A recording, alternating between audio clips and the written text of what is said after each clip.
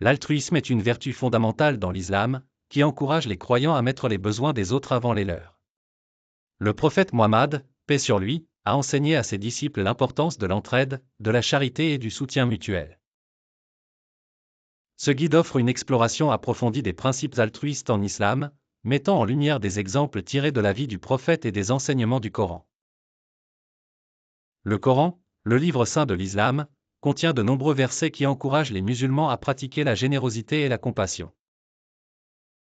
Par exemple, le verset 2, 177 stipule « La piété ne consiste pas à tourner vos visages vers l'Orient ou l'Occident.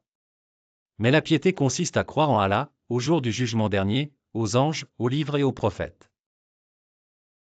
Et à donner de son bien, quelque amour qu'on en ait, à ses proches, aux orphelins, aux pauvres, aux voyageurs indigents, à ceux qui demandent de l'aide, et à affranchir les esclaves. » Ce passage illustre non seulement l'importance de la charité, mais également la diversité des bénéficiaires de la générosité dans la société musulmane. La zakat, l'aumône obligatoire, est un pilier de l'islam qui souligne la nécessité de soutenir les moins fortunés. En donnant une partie de leur richesse, les musulmans purifient leur propre âme et contribuent à une distribution plus équitable des ressources.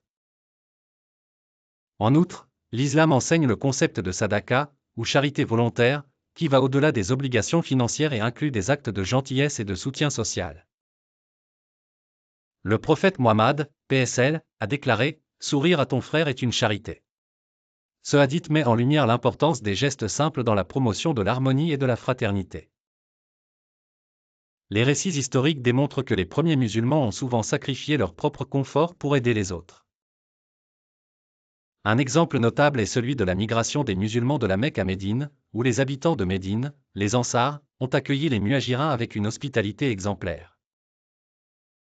Ils ont partagé leurs maisons, leurs biens et leur nourriture, illustrant de manière poignante les enseignements altruistes de l'islam. En conclusion, l'altruisme dans l'islam est une vertu profondément enracinée dans les textes sacrés et les traditions prophétiques. En pratiquant l'altruisme, les croyants non seulement obéissent aux commandements divins mais contribuent également à la création d'une société plus juste et compassionnelle.